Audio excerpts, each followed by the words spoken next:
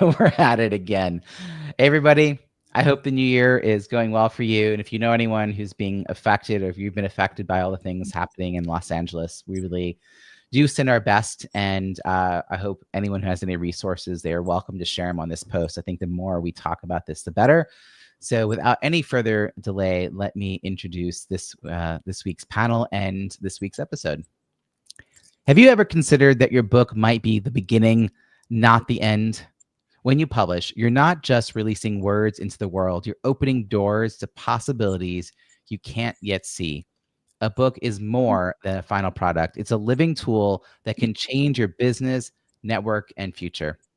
From speaking engagements to consulting offers and networking opportunities, your book can make a lasting impact. The secret is to remain open and strategic. Every reader could be a potential connection, every speaking gig, a chance to elevate your expertise, and every opportunity an invitation to grow your brand. I've seen how authors transform their businesses by leveraging the unexpected doors their books open. And I'm passionate about guiding entrepreneurs through this process because the right opportunities can redefine your journey. To explore what doors your book can open, join me for a complimentary 30-minute book launch brainstorming session at booklaunchbrainstorm.com. Now, let's welcome our panelists who will share how their books have led them to exciting and unforeseen opportunities. With me today, Diana Morgan, who wrote Whole Heart Social Media Success Formula: What to Say, Where to Play, How to Win, which equips heart-centered entrepreneurs with evergreen strategies to authentically grow their online presence, visibility, and influence while inspiring them to embrace their unique voice and purpose. Karen Ray wrote Being Brave, #celebrating 1 million women and their courage, which celebrates the resilience and strength of women through inspiring personal stories, encouraging readers to embrace their own brave moments and ignite courageous voices worldwide. Yeah. Kim Groshek wrote many books, including Scammed, The Unseen Truths of Modern Life, which unveils the hidden systems of control shaping our lives and empowers readers to reclaim their autonomy, question entrenched narratives, and drive meaningful change. Please join me in welcoming Diana, Karen, and Kim. Diana, I'm going to kick this off with you. Welcome back to the show. Give us a little context for who did you write your book for? Who is the ideal audience that you had in mind? Okay, thank you. It's great to be here. My ideal client, my audience, are people who are just really struggling with how to use the internet to grow their business or their message or their movement. So they're usually 40 to 45 plus women entrepreneurs. They're purpose driven. They weren't born with a mouse in their hand. And they're just looking for strategies and a way to get their message out.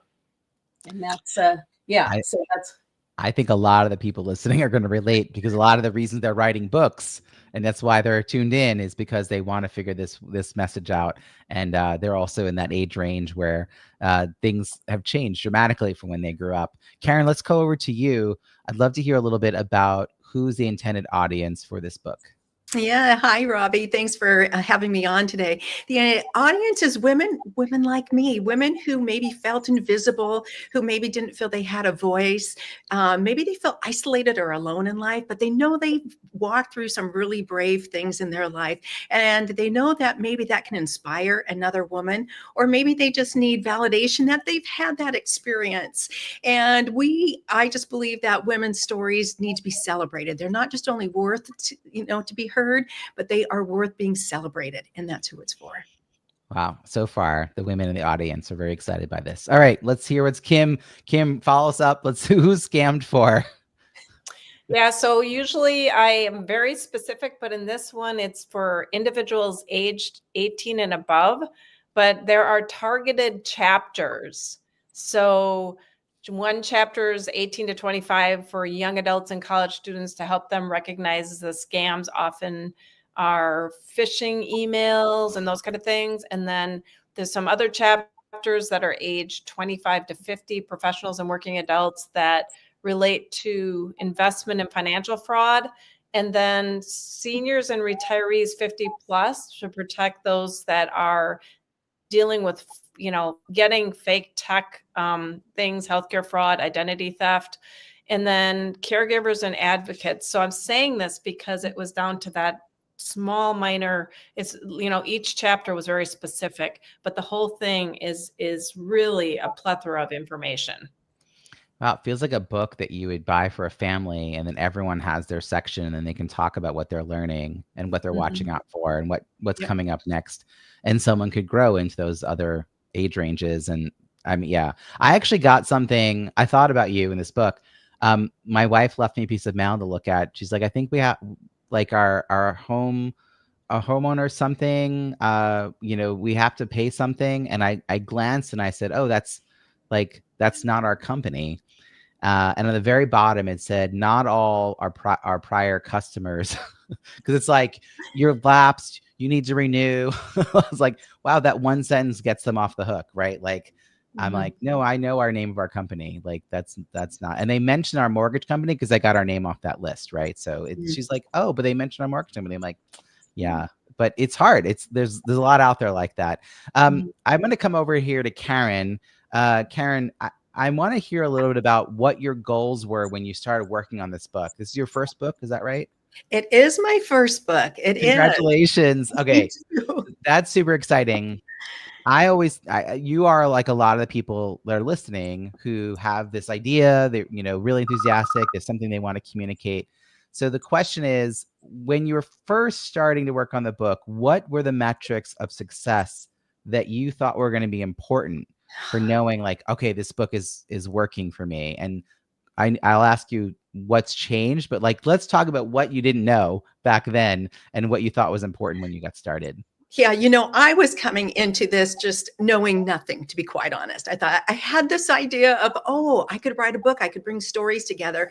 And I was really inspired by another book that was interview style. And so our book is all interview style because I wanted to bring the stories of women that maybe haven't thought of being in a book. And how could that look? Maybe they're not professional writers, but yet they have a story to tell. So we worked with Kathy Sparrow, who came alongside of us, and she helped us create 16 questions that any woman can even still go answer and take them right through their story. So now they have a template for maybe a book of their own. So my metric of success was just to be able to first gather enough stories for a book. And we had 40 plus women submit stories, and we thought, okay, how many can we actually have in a book, because every story is worth being told. But we had a selection process. And so my measure of success was to see the excitement on these ladies that they might touch the hearts of somebody else. And the most surprising thing out of this is how it touched their own heart. How it healed maybe something that they had walked through, or they thought, you know what, I really was brave during that. Because we so often say, oh, yes, we've got that. We can take care of it. We can handle everything. But when you really dial it down and go, oh, you know what? I did come through something. And it's not so much about the circumstance, it's the growth that they went through going through their own story. So with that many people involved, you probably thought everybody would sell 10 books and it would be fine, right? You'd sell hundreds and hundreds of books. Did that play out, or what in actuality sort of happened? Like, what was the marketing piece of this? Yeah, so it's really interesting. One of the key pieces was to have clear communication with the ladies and what they can do now with the book in their own business. And so that's the piece that we're focusing on now, is not to just let it just go that one launch, because we had a beautiful launch party with over 80 people who came and supported these women. So there's 29 ladies who we featured, plus myself, and each one of them bought books to now go take out to do book tours or to give to clients. So yeah, so we had a nice little bundle of books that were purchased just through our authors, which was a great way to go. But you have to nurture that. We're going to talk more about this then, Karen, because I think everything that an individual solo author needs to do, they need to then communicate for these collaboration books. Yes. Whether it's write a chapter or, in your case, be interviewed and be part of a bigger experience. And a lot of times, most of the people I know who have written a chapter in a book did not take advantage of it. Right.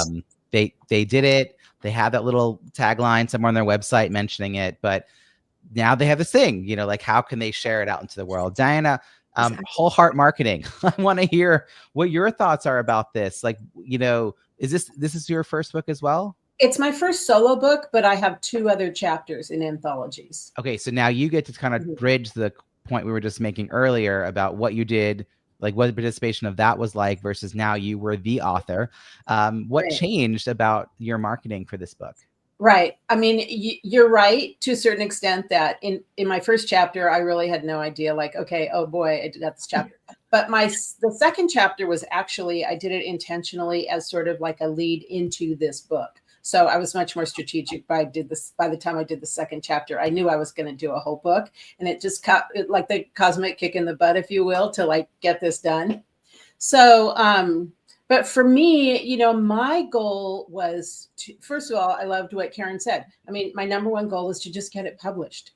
The sum total of 17 years of what I've learned about social media, like evergreen strategies that are just not going to change about the internet. So that was huge for me.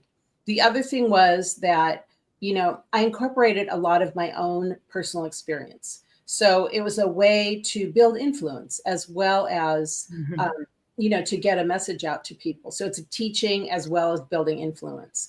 And my success, I mean, I had a great book launch. I launched and I have continued getting my little checks from Amazon. And, but my real success was leading this into my other online products and, you know, incorporating it into my business.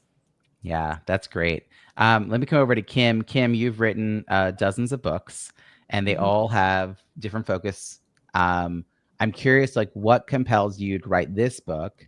And is there an offer related to this book? Is it attached to other speaking and coaching you're doing, or is this something that you were just like, I have to share this information? Like, how does this fit in with everything else that you're part of? So I do have an objective. I think on the last segment I shared a lot about you know, it's all about sharing and educating, and this, you know, Scammed is all about raising awareness, educating, and empowering, providing real life examples, fostering critical thinking, and then also protecting communities that actually don't know what they don't know.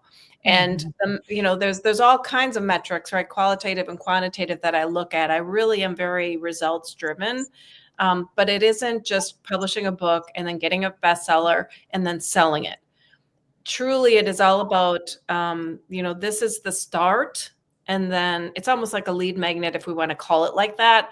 Although I don't really, this is very specific. This one was kind of, I was actually getting it out on the market, like both were saying, was actually a challenge for me, because this is a touchy situation where everything is very data validated with references and all kinds of things for each chapter. And it's putting that out there as just a base. There's going to be a lot of people that do not agree and have other truths, if you want to call it that. But it gives people the ability to say, oh, maybe I should do some research on this that came up here. Or just like you said, oh my goodness, I got a piece of mail. It's an awareness thing. It's like I'm starting to stop and think instead of just responding to things, and all of a sudden become, you know, finding yourself that you're in that identity situation, fraud situation. Not that that's the only thing that's in this book. It's about the systems, right? So for me, when we talk about the ROI, which I know that I just want to kind of answer that question too, because that was the first question. Really, this one was to put it out there and not run through the traditional process. I was totally surprised that it was a bestseller for the first 2 weeks that it went out there. I didn't even do anything with it. And I got verbal feedback from people. And so that was big for me because I just wanted to see, because I was afraid to put it out there to begin with, and overcoming that fear of putting it out there, the reality, because I wrote a lot of this in fiction books. And now this is real stuff, right? So you kind of get a little fearful putting the real data stuff out there. You can't get any more real than this kind of thing too. I mean, it's touchy because the people who've experienced it have feelings. The people who are worried about their parents falling trapped to this are having feelings. So, and it also touches on money. People have feelings about money, and no one wants to feel like they're being taken advantage of or taken for a ride. So I love that you still put it out there.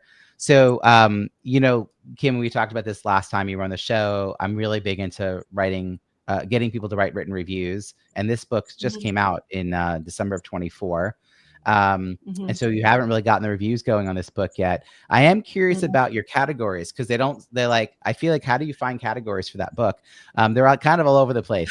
So this is something that's really hard when you're an author trying to discern, like, where does this fit? So how did you approach that for this kind of book? Like, where does it fit, and what was your experience? Yeah, well, I mean, there was a strategy on that one, because I've learned the strategy of trying to fit it into the right category so that there's an opportunity for best-selling options. But you're right, it can fall into any category. This, as you know, I use my books more in the teaching realm, which is I put them in my cohorts and in my masterminds and in my training and also on my stages. So when I'm at conferences, the conferences say, I want to buy so many books and sell them at conference, right?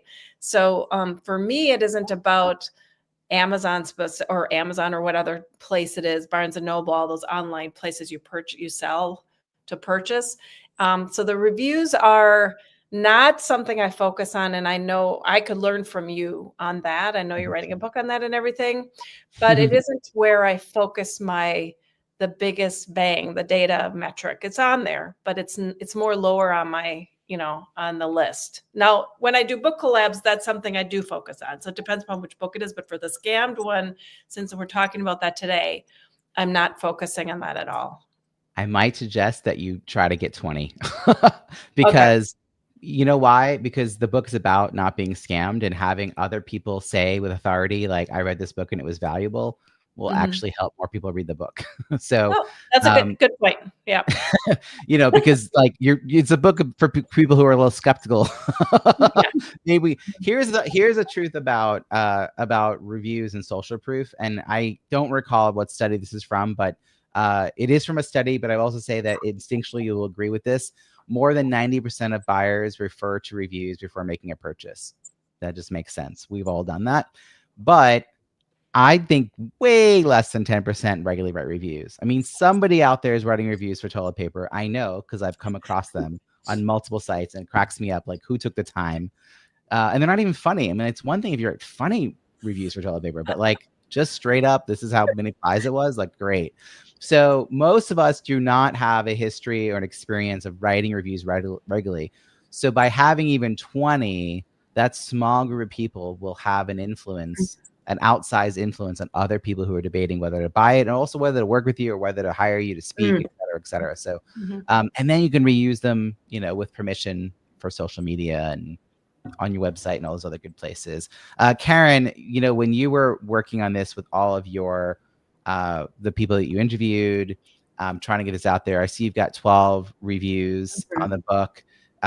Maybe wasn't the first focus. Hearing what I'm talking about now, you have this 29 people, not so much that they need to each individual write a review, but they could get 4 more people to write a review, you can get 100 people right away.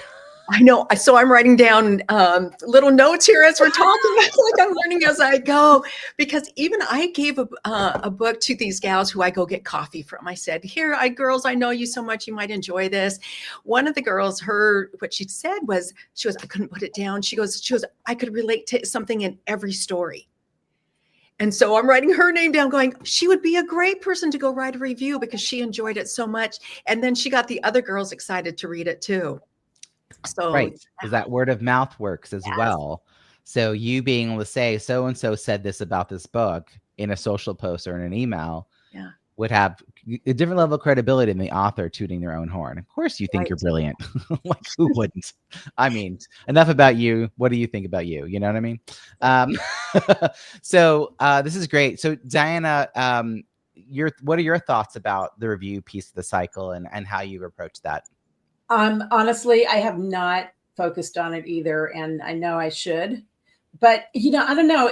I feel like a lot like Kim, where sales in Amazon was not my big priority. My priority was my book was getting the message out. It was teaching people, and then it was also a lead magnet to my next thing. So I am promoting it a ton on social media. And I'm getting a lot of views and a lot of response from that. So that's just really been my focus. And I do have reviews from people. They just didn't end up on Amazon. Oh, now you can follow up with them and ask Yes, them to right. do that. I can take Maybe screenshots the and next time we do the Kindle cross promotion, which I do it 3 times a year, April, July, and November, I always ask people to lower their Kindle book price for 99 cents 2 weeks before. And that's a good time to go back to people who sent you an email or made a comment online and say, hey, I'm getting ready to be part of this campaign. I'd love a few more reviews. You said this nice thing. Follow this link and copy paste. Because when people are deciding, they're evaluating us as authors, as books that they are thinking about reading or buying, or referring you as a speaker or something like that. This is a place, for good or bad. Amazon is a place people are going to go and check that out. Mhm. So these is a little bit different than the endorsements that you will put inside the book. You can also ask those people to publish it on Amazon, but those are important to get on the book's description page, and not everyone does that either. The editorials is what it will be called. So all this is about that social proof that's long lasting, because as you know, Kim said, she hit -- 1, which was great, but now it's that happened, past tense. Like there's no evidence in the book sales page. Let's actually go back to Karen for a second. Karen, since this is your first book, aside from getting reviews, and you had this massive undertaking to herd all those 29 cats, was that the biggest challenge, just getting everyone to like get their stuff in on time? Or like, was there a mindset piece about you realizing this is something you really wanted to do? What kind of technical support or team support did you have? Like, I think people think they have to do it all on their own, but yet I'm sure that would just be hard. So how did you move forward? Well, we did do it all on our own. I had to tap into some resources. So Kathy was our literary guide, Kathy Sparrow. She was fabulous, and so she kind of laid out the land. But I had to do a lot of things that I didn't know I was going to have to do. Writing that forward, or the about page, about fave, and all these. There were so many more pieces to it that I didn't know. So now that we have a strategy and a plan, we could go implement it again. But it was such an incredible learning process. But I think just the key and the hardest thing is communication with 30 women. Yeah. I get that. When I organize these Kindle cross promotions, there's 75 or more authors. So by the way, the best way to herd cats is to tilt the floor. It's very easy if you can figure that part out. All right. Diana, what was kind of your big hurdle that you had to get past, or where you hired someone to get some support? Like, what was the piece that you needed to make yourself feel confident moving forward with this book? I was going to just do the whole thing myself. And truthfully, I know how. But when I started to do it, it was like, oh my God, I don't want to do this. So I did hire an Amazon affiliate company that did all the Amazon stuff. They did all the publishing of it, all that stuff. I did hire, they created the cover, all of that, hired an editor, all of those things. Mainly I focused on the social media because that's my thing. Yeah. But I do not encourage people to do all that Amazon setup and all that.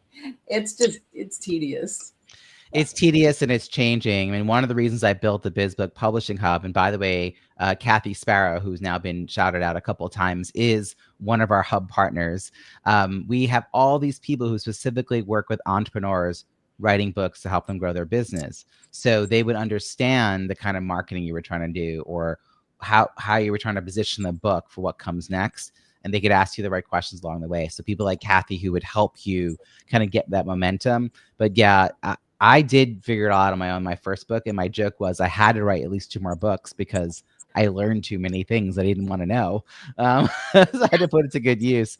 Kim, do you still do all this on your own, or do you have a team you go to? Because give us, the folks who have not heard your last entry here, give us a sense of the range of books you've done and the years you've been doing this. Yeah, so I'm going to start with before doing my own books, which was publishing in academia since 1990. And then in 2007, I published my first children's books all by myself, but all by myself without the graphic artist and the setup of the book. I had that person do that. And then I wrote and illustrated 4 more, and then I hired an illustrator from the school because I mentored at the university, my next one, and the other one I hired an illustrator. So I had 7 children's books. Then I've written my first nonfiction leadership book in 2011. And from then I have 44 books published. I had written my fiction novel for 5 years. I just published that in January 2023. So the plethora, it's actually, I've never done a memoir, but I kind of do my memoirs in my work, and we all do. We write about what we know. But I have done it since 2011. I've done it all by myself.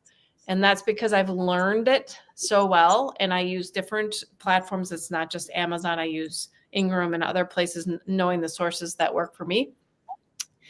And I have learned that it isn't, like I had mentioned, to just publish and get a bestseller. I use the book as a tool. So the question you asked is, what was the question? Was that Well, the I just question? want to understand how much of this you did on your own, like Yeah. edit it. You have Yep. editors, you have book So, designers. Like, yep, I where do do you that. pull in Yep. people? Yep. So I do it all. And I just completed my first book collaboration, which I did this year since August, and it'll be published in March. And the feedback and testimonials I got from the 20 authors that were a part of it is unbelievable. They can't believe the depth of the editing that I've done, but it's because I've done it and I practiced it and I keep practicing it and getting better and sharpening my tools. And I just am that person. They call me a savant, right? It's just who I am. Time stops. This is strange. Time stops when I create. So I can do a lot. And this space is what I love to do. I'm retired, so this is why I focus on this space, because I love to do it. Yeah. I wouldn't say retired given how much work you clearly do. Maybe you're retired from like a day job, a job, but like clearly you're pouring your, I mean, if you love your job, you never work a day in your life. So Right. maybe you don't have That's a day. what I mean. Maybe you don't have a job. Yeah, I get it. Not But working also, anymore. yeah, I mean, to do all that for all those books, you do learn something, obviously. And then you either get better at it or you hire out. Right. It's a process. And I'm actually I'm the person they hire out to do, like Kathy Sparrow. I do what she does. I have cohorts. I have one-on-one ghostwriting specific. All of it I do for people as well. Executives who don't just have the idea and just want to get it done. And then I do the book collabs once a year. So that's awesome. Yeah. So, Kim, what has been your most effective marketing strategy that specifically led to book sales? Yeah. So my best has been, I'm learning that and I keep learning it, but my best has been doing this book collaboration. And each author is a part, they're required to do so many things. Like they're supposed to get so many reviews, like you said, and I'm promoting it on a summit that relates to Revitalize. It's the same name. And we're doing a social media campaign. So all of that has been already, without even it being out there until March, it's already making a difference. So I look at it differently, though. I don't look at it like it's done and now I got reviews. I look at it like I'm seeing this qualitative progress, and the support, the testimonials alone from them is unbelievable. They're referencing me to bring me business without me having to do anything because they see the quality that I give them. Exactly. I feel like that actually has happened when I'm running these campaigns that are for the Kindle cross promotion. People realize it's the same way I approach a book launch campaign. And so they're like, oh, that was really organized. Like I knew exactly what to do and when to do it and where to find it. And I'm like, right. Like, but like you said, like the things that come, this is what's so hard. There are things that come easy to us and we forget that that's a thing people maybe need. So the demonstration of it is really helpful because then others can see it and be like, oh, I want more of that. I think that's really cool. Diana and Karen, like, do either of you give me a wave if you have a story about, book sales and the marketing strategies? Diana, I had a feeling, whole heart marketing. Let's bring her in here. So yeah, what's led to book sales? So the very first thing that led to book sales, social media. And I also continue to promote my book. I continue to post about it. I continue to promote it. The other thing is speaking. When I speak, I talk about it and I put the link in. I do a lot of virtual speaking. I put the link in the chat. And, you know, the Kindle promotions are great, you know, give you a plug. I love these Kindle promotions. The other thing, I have it on my website. I kind of just have it everywhere. And because I have it incorporated into everything that I'm teaching, I even have a program called that I'm teaching. And I have an action guide that I'm creating that goes with the book. So it's like, it just keeps, you know, everything feeds on everything else for me. So a lot of my other things will lead to people buying that book as well. Yeah, and I've often said that I only focus on individual book sales on Amazon during that sort of soft launch between the day that it's published and 2-3 weeks later when we're like shouting into the rooftops on launch day because of the reviews and because we want to boost the sales initially. But really after that, it's about book sales, and that's from speaking opportunities or even coaching or book clubs. There's always the different ways to kind of, it's not about the individual sale. I was just talking to someone who's like, oh, I bring some copies with me to a networking event. I'm like, how's that working for you? She's like, well, I sold one. I'm like, how many, like, just is a lot. I'm like, time versus money. Not that you shouldn't go to the networking event and maybe bring a book or two, but like not going there with the expectation you're going to sell 10 books or 40 books or whatever would be worth your time for that. But she wasn't doing all these other things. So I also wonder, Karen, now that you've created this incredible resource for people, do you have other services that you're selling? Are you speaking on this topic, coaching? Like, does this book fit in with a larger business plan for you? Yeah, it fits in with our mission, which is hashtag celebrating 1 million women being brave. And so that is where I am going. It's to bring more stories into our platform so women can go currently and submit a story. And they just go right on to favelifestyles.app and they go answer those 16 questions and it'll go up onto our app. And so we can have a collection of these stories.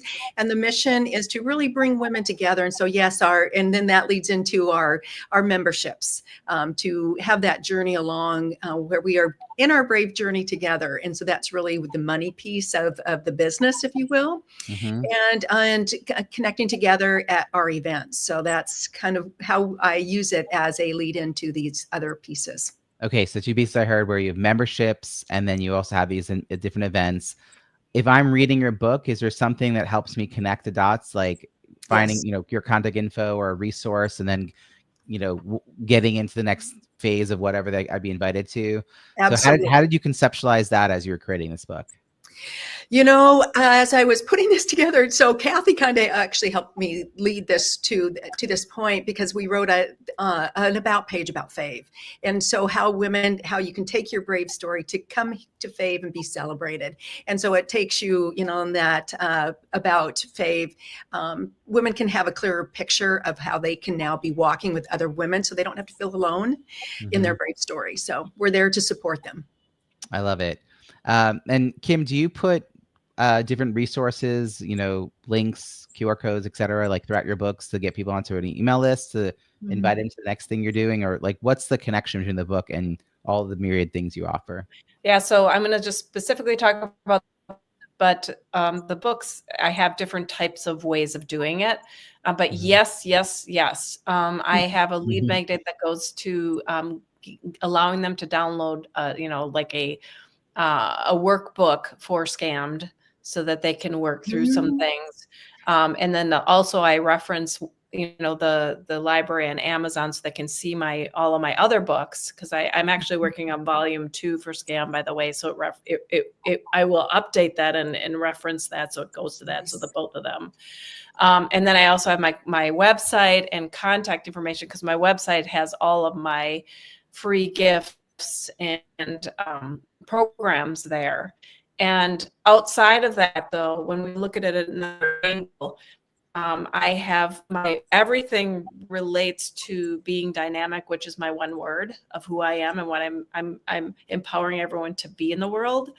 And the actual programs that I create, which are all different channels, right, of programs and marketing and all segments and all those words, right?